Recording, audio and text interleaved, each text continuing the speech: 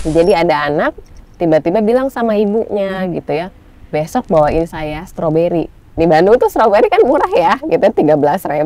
Bahkan kadang-kadang kalau ini cuma di bawah 10.000 satu kotak.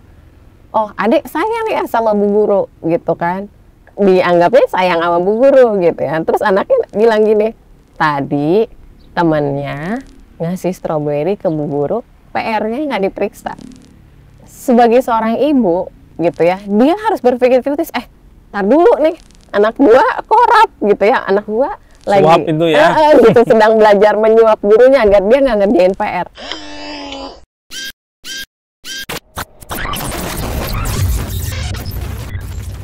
Halo sahabat integritas, ketemu lagi dengan saya di program Buka Kartu pada channel Satu Visi Utama. Hari ini kita akan ngobrolin masalah yang mungkin kita setiap hari amati, kritisi ya, terkait dengan kebiasaan flexing para pejabat publik, keluarganya, pasangannya gitu ya. Saya nggak mau nyebut istrinya saja karena mungkin juga yang melakukan flexing adalah suaminya atau laki-lakinya, begitu sama saja sebenarnya. Oleh karena itu saya sebut aja sebagai pasangan. Dan menurut kita, isu flexing ini menjadi lebih menarik untuk dibahas karena bukan hanya ngomong soal kebiasaan baru atau pola baru ya, yang bisa kita lihat hari ini karena berkembangnya sosial media. Tapi kalau konteksnya adalah pejabat publik, ada pertanyaan serius mengenai seberapa sistem integritas itu kita punya. Nah, tapi sebelum kita ngomong soal sistem integritas yang lebih besar, yang itu ada di negara, pemerintahan, tentu menurut hemat kita, keluarga juga memiliki peran yang sangat penting. Nah, oleh karena itu tema hari ini yang akan kita bahas adalah mencegah korupsi dimulai dari keluarga. Mungkin nggak? Nah, untuk membahas soal ini, sudah hadir bersama kita Sally Martini, atau biasa dipanggil Sally saja. Sebelum kita mulai berdialog atau berdiskusi, saya ingin sedikit perkenalkan dulu. Meskipun Sally ini sudah sangat terkenal, tapi saya coba kenalkan sedikit. Sally Martini adalah mantan aktivis di ICW. Posisi terakhirnya waktu itu sebelum keluar adalah wakil koordinator ICW. Setidaknya sudah 3 tahun atau 4 tahun lah ngenyam aktivisme di ICW, dan kemudian juga sekarang menjadi salah satu direktur divisi integritas. Selama ini dalam sepak terjangnya di isu anti korupsi, Sally juga pernah meraih satu penghargaan yang sangat reputable ya, sangat prestisius dari One and Accountability Lab pada tahun 2014 sebagai penerima Honesty Oscar Award. Ini adalah penghargaan kelas internasional karena di dalamnya juga ada banyak aktivis yang masuk dalam daftar, akan tetapi kemudian tidak menang. Yang memenangkan kemudian adalah Sally. Apa kabar Sally? Baik, alhamdulillah. Baik ya. Nah, kalau kita ngomong soal flexing, dikaitkan dengan ini adalah perilaku para pejabat dan keluarganya, dikaitkan juga dengan prinsip atau nilai-nilai integritas atau anti korupsi misalnya, ini gimana? Iya, jadi pertamanya kenapa sih gitu ya keterlibatan perempuan sangat tidak terlihat di anti korupsi, sebenarnya karena ini kita ngomongin power. Kita di society yang patriark gitu. Kalau ngomongin power tuh laki-laki lebih berkuasa gitu ya. Itu posisi kenapa jadi perempuan tuh representatif di anti korupsi nggak ada. Tetapi juga gitu ya dari sistem yang patriark itu kita juga bisa ngelihat dari kriminalnya gitu ya, bahwa sisi kriminal itu korupsi itu genderless. Makanya di sini kan nggak cuman bapaknya gitu ya, tapi istrinya juga, anak-anaknya juga melakukan flexing, pamer gitu, karena sisi keserakahan itu genderless gitu, tidak di laki-laki dan tidak di perempuan. Individual ya. Individual. Nah, jadi ngebangunnya juga memang kita ngebangun individu gitu. Memang kita berbenturan dengan kondisi patriark tadi. Ini menjadi sesuatu yang kompleks. Terus juga kalau ngelihat flexing, ini di masyarakat kita sangat instan ya, karena mereka jadi korban korupsi gitu ya, banyak anak-anak atau keluarga yang sudah berusaha gitu ya melakukan kompetisi yang sama dikalahkan oleh orang-orang yang membayar. Nah, sehingga ketika ada fenomena flexing itu tuh ketertarikan mendapatkan kemajuan atau kesuksesan instan itu juga lebih cepat menyebar dibandingkan nilai-nilai kita udah jujur tapi nggak dapet gitu. Nah, itu jadi satu kondisi yang harus kita sebenarnya orang baik kan lebih banyak ya daripada orang yang korup. Nah, cuman kita gimana caranya nih di gerakan anti korupsi membuat orang baik ini banyak dan juga lebih bersuara. Ini masalahnya orang yang melakukan flexing dan kebetulan dia adalah pejabat publik kerap juga mendapatkan dukungan dari peer-nya ya. Artinya mereka itu mengekspos apa yang mereka punya di sosial media, juga ada applause gitu ya dari peer yang mereka bangun. Entah teman dekat, kemudian ya jejaring sosial yang mereka punya ya sebagai individu atau sebagai ya anggota masyarakat gitu. Ini berarti kan masyarakat kita juga punya isu ya. Jadi bukan hanya pejabat publiknya, masyarakatnya juga. Kita bisa lihat dari bukan hanya isu flexingnya, tapi mungkin misalnya tadi Sally sebutkan mudah tertarik dengan godaan yang memberikan jalan singkat untuk meraih sesuatu.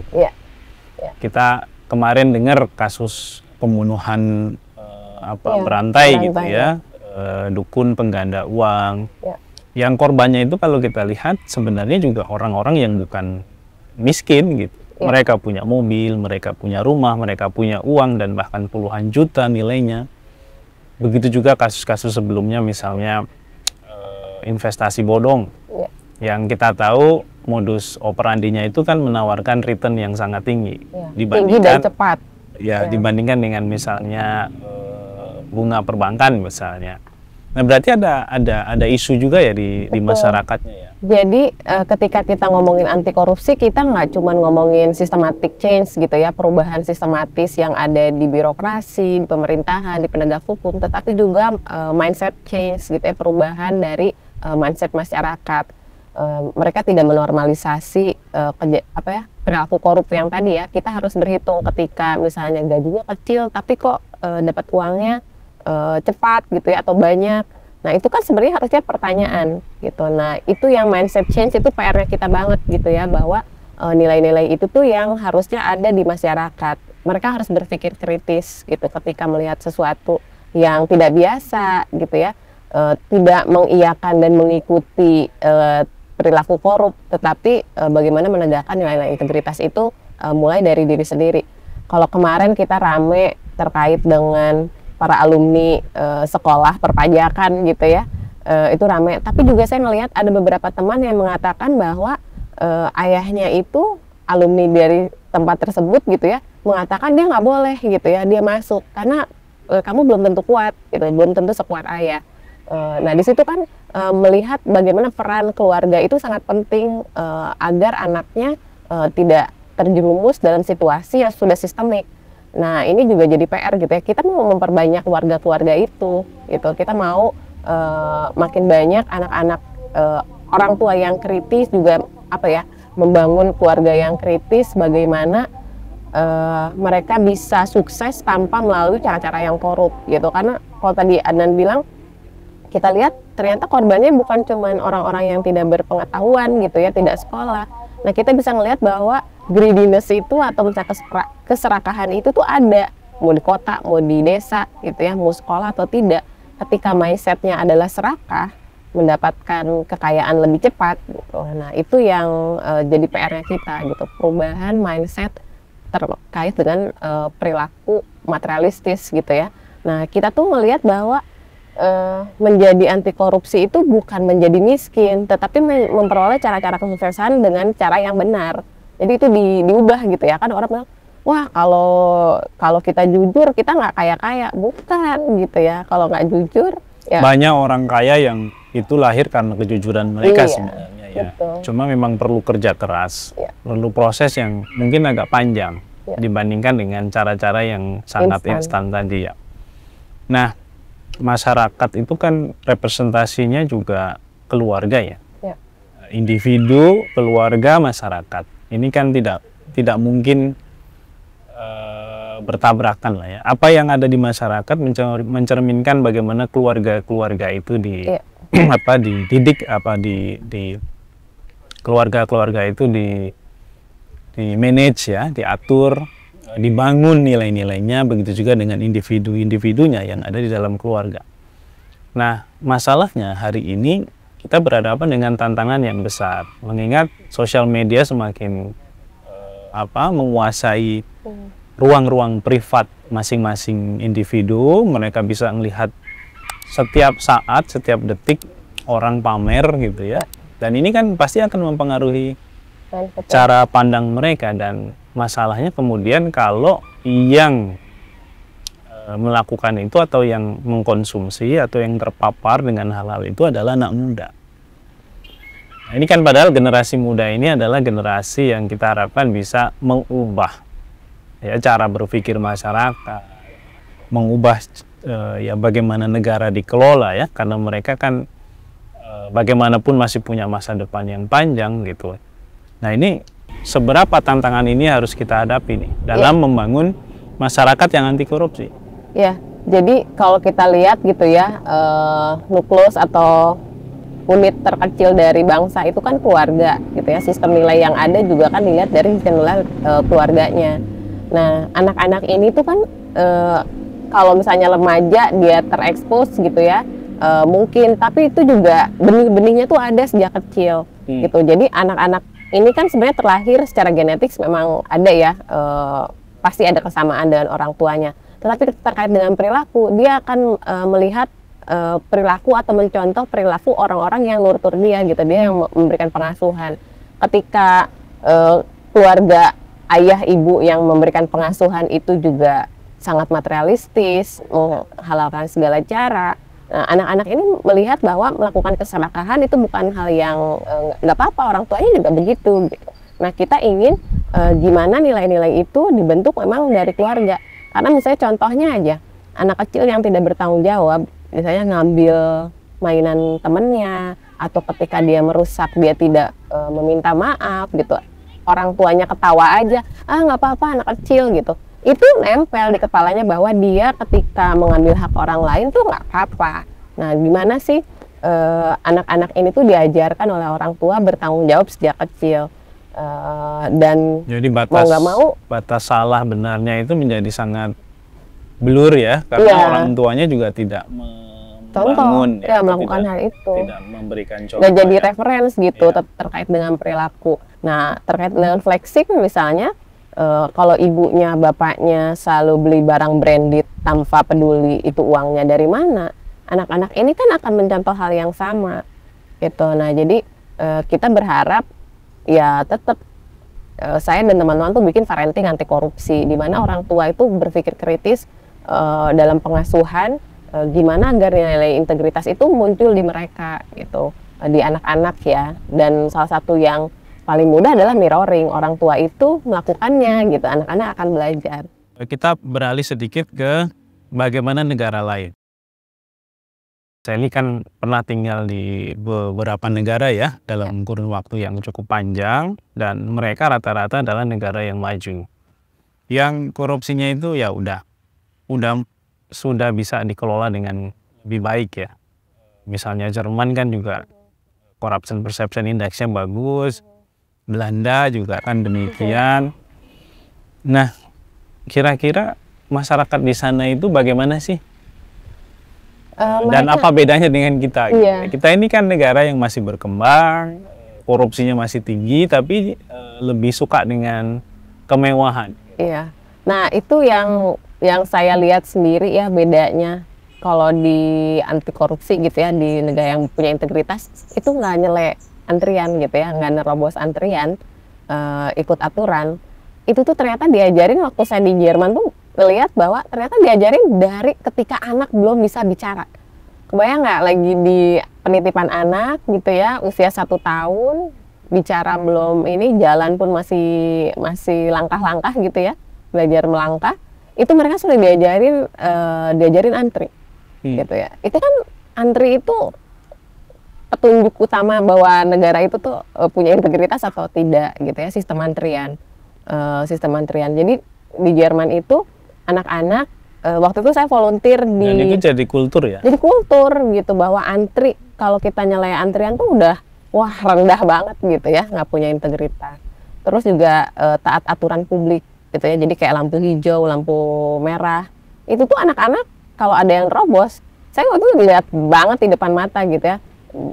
Ada anak-anak TK atau SD gitu ya, lagi jalan, karena mereka kan setiap hari harus ketemu matahari ya, jalan keluar. Ada mahasiswa nerobos, mungkin dia takut telat gitu ya, nerobos lampu merah. Anak-anak itu ditutup mata itu sama orang tuanya dan dikasih tahu itu tidak boleh. Nah, jadi saking mereka pengen supaya anak-anak ini tumbuh sebagai pribadi yang punya integritas, upaya orang tuanya sampai sejauh itu. Iya, gitu ya. Sampai seperti itu. Bahkan kayak waktu anak saya bangun tidur kan ya, bangun tidur siang, itu diantriin di depan kamar mandi gitu. Namanya anak kecil kan, ada yang tiduran lagi gitu, ada yang apa. Kalau dia ngelangkahin temennya yang sudah bangun duluan, kan udah bangun duluan tuh, dari udah dijajarin. Kalau ngelangkahin, sama gurunya tuh ditarik anaknya, suruh dia bangunin temennya. Karena dia udah bangun duluan gitu ya, jadi suruh dia. Jadi kalau nggak boleh nyelek gitu, karena dia harus menghargai orang-orang yang sudah bangun duluan. Gitu. Saya sampai amazed ya gitu kan, kita suka ngetawain gak apa-apa lah anak-anak nerobos antrian, bahkan banyak orang tua yang nyuruh anaknya terobos aja biar dia dapat layanan gitu. Nah di sana tidak terjadi gitu. Beda banget. Termasuk apa yang dicontohkan oleh pejabat publiknya ya. Oh iya, nah itu terkait dengan flexing.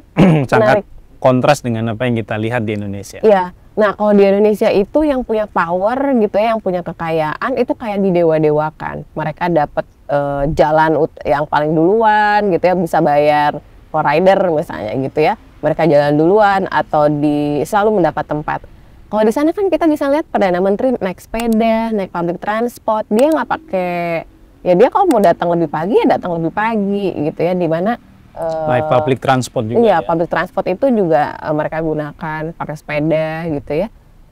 Kalau di kita kan mau nyapa gubernur, mau nyapa bahkan camat aja minta dihargai gitu ya. Nah di sana Perdana Menteri aja barengan sama warganya gitu.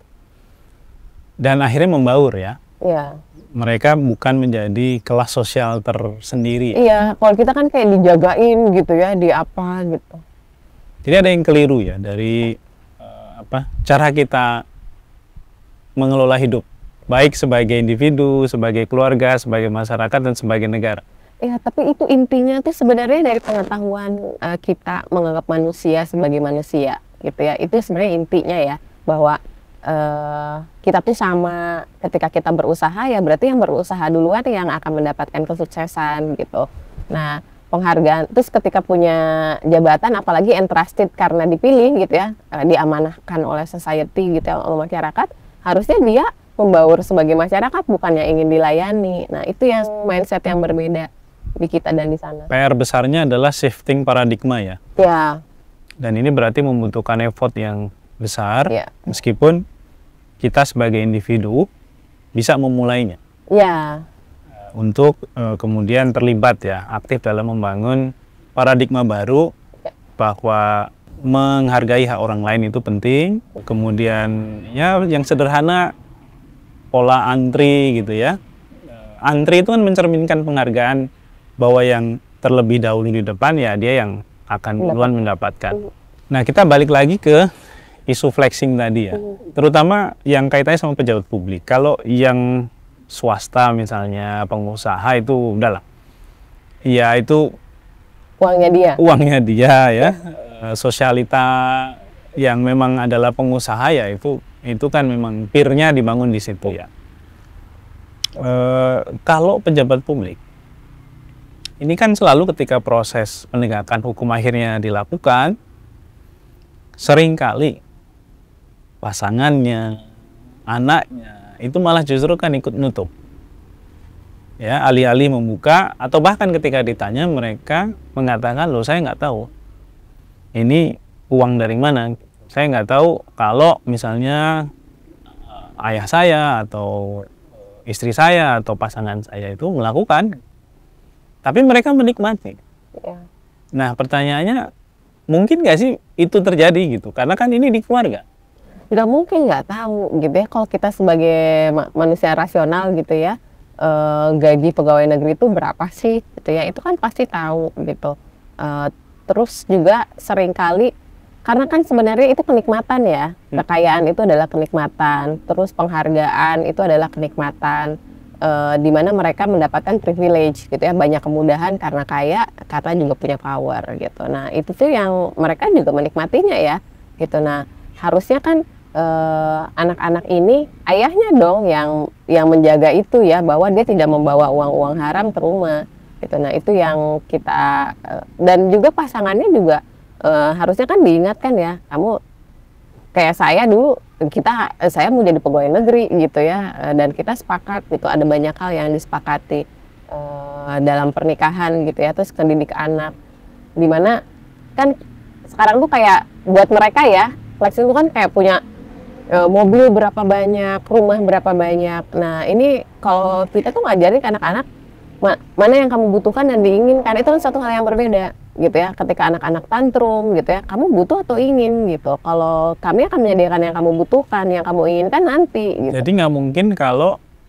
pasangannya atau anaknya bilang saya nggak tahu. Iya, alibi aja. Itu alibi.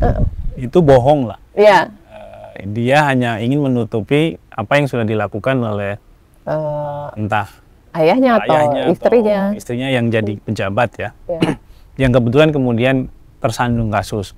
Karena yang tersandung kasus itu kan hanya segelintir. Yang diperiksa. Yang flexing mungkin ada di berbagai tempat ya. Mulai yang pemerintah pusat sampai ke daerah, termasuk mungkin orang-orang di BUMN misalnya. Iya. Nah, oke lah, ini PR negara ya.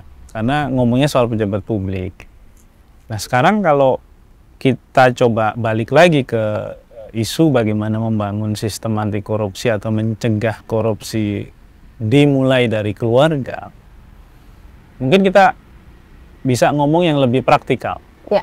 Karena ini juga mungkin dibutuhkan banyak orang ya. Yang praktikal memulai sistem anti korupsi di keluarga itu kayak apa sih?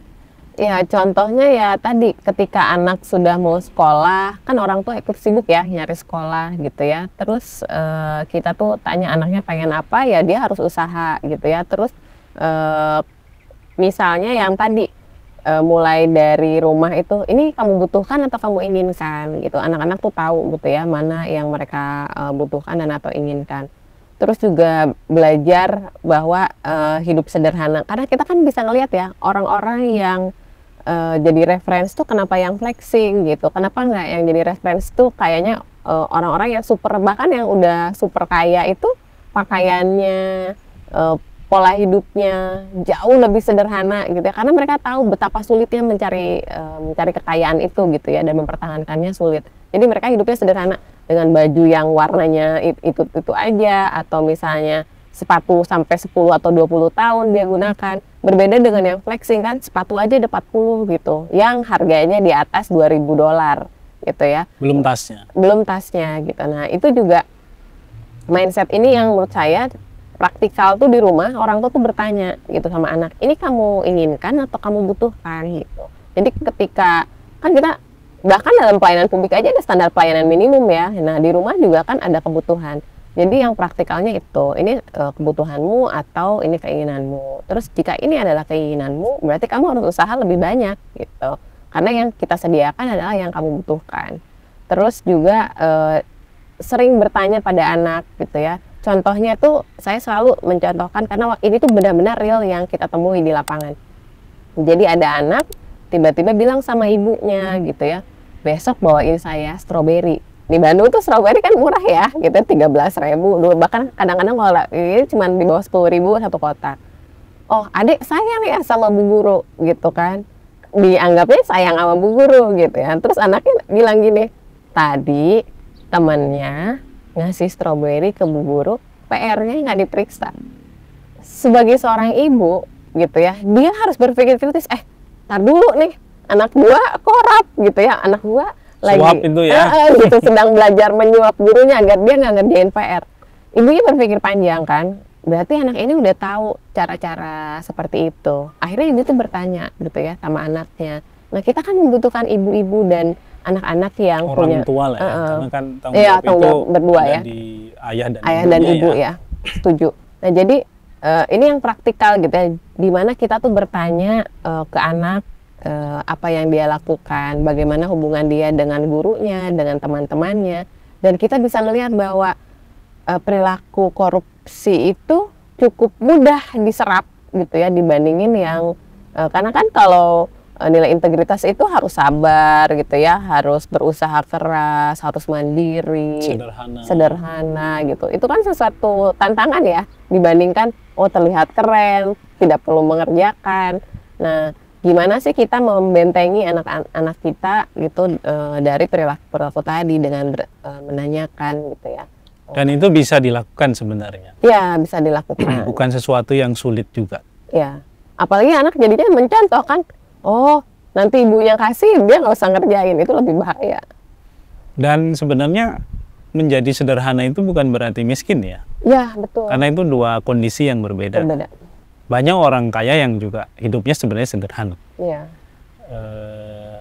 Ada nggak kira-kira satu hal yang membuat Sally amazed gitu ya dengan anak gitu, dengan anaknya sendiri? Ya. Karena ya sudah dididik dengan cara-cara yang kuat di isu anti korupsinya dan kemudian berefek ke mereka nih dalam kehidupan sehari-hari. Ya, contohnya itu dia kemarin tuh cerita ya, ketika dia bilang gitu, aku tuh nggak suka sama anak-anak ini gitu ya, anak-anak orang kaya mereka gitu ya. Kenapa gitu ya? Dan dia cerita gitu bahwa temennya itu parkir motornya motor yang bagus lah ya gitu ya, bagus. Terus dia, kenapa sih parkirnya dekat-dekat amat gitu ya, kegores apa gitu ya. Terus anak saya bilang, kenapa ya nilai pertemanan, karena ini kan di kelompok yang erat ya, di satu tempat olahraga gitu ya, satu tim olahraga yang kuat gitu. Terus kenapa ya dia lebih menghargai materinya gitu ya, motornya, dibandingkan pertemanan, dan itu tuh cuman karena masalah parkir gitu. Maksudnya tidak tergesek, tidak apa, kayak membedakan gitu. Menurut saya tuh, saya amazed ya ketika anak saya sudah, oke, berarti anak saya sudah tahu gitu ya, bahwa kemanusiaan itu lebih tinggi nilainya dibandingin materi gitu ya. Apalagi buat hal-hal yang sementara gitu ya, baru motor aja gitu ya. Kayaknya kita kan belum punya helikopter atau yang lain gitu, baru punya ini aja dia udah kayak gitu. Dan sudah membangun teritori. Ya. Sesuatu yang memisahkan dirinya. Akhirnya memisahkan dirinya dengan kehidupan atau peernya ya. Peernya yang punya kasta motor berbeda gitu, dia seperti itu. Kalau kita ngomong soal strategi mencegah korupsi dari keluarga, contoh-contoh dan prakteknya banyak dan bisa diterapkan. Asal orang tua serius dan punya kesadaran bahwa ya tanggung jawab membangun masyarakat yang berintegritas, yang anti korupsi itu bukan hanya diberikan kepada negara, tapi ya kepada para pemangku kepentingan di negara itu kan, yang di dalamnya ya ada kita sebagai individu, sebagai masyarakat, sebagai anggota masyarakat ya. Itulah mungkin apa yang kita sering sebut sebagai active citizen. Ya. Sesuatu yang membuat negara ini juga akhirnya bisa dikontrol. Karena masyarakatnya aktif, masyarakatnya sadar, masyarakatnya kuat nilai integritasnya. Sahabat integritas, demikian diskusi kita dengan Sally Martini. Kata kuncinya sederhana itu bukan miskin. Sederhana itu mencerminkan nilai-nilai integritas. Kita sebagai individu punya tanggung jawab. Orang tua sebagai pengasuh kepada anak-anaknya juga punya tanggung jawab. Karena dari tanggung jawab itu juga akan terbangun masyarakat yang bertanggung jawab. Masyarakat yang bertanggung jawab mencerminkan masyarakat yang sehat, yang itu akhirnya punya kemampuan juga untuk mengontrol negara. Nah, harapannya kalau kita mulai dari pendekatan ini, maka ya upaya pemberantasan korupsi bisa dilakukan dengan lebih baik tanpa mengandalkan negara, tanpa mengandalkan KPK saja. Karena KPK juga bisa berubah seperti yang kita lihat hari ini. Jika sahabat integritas punya catatan, komentar, silahkan langsung berikan komentar. Kita berjumpa lagi di program Buka Kartu selanjutnya.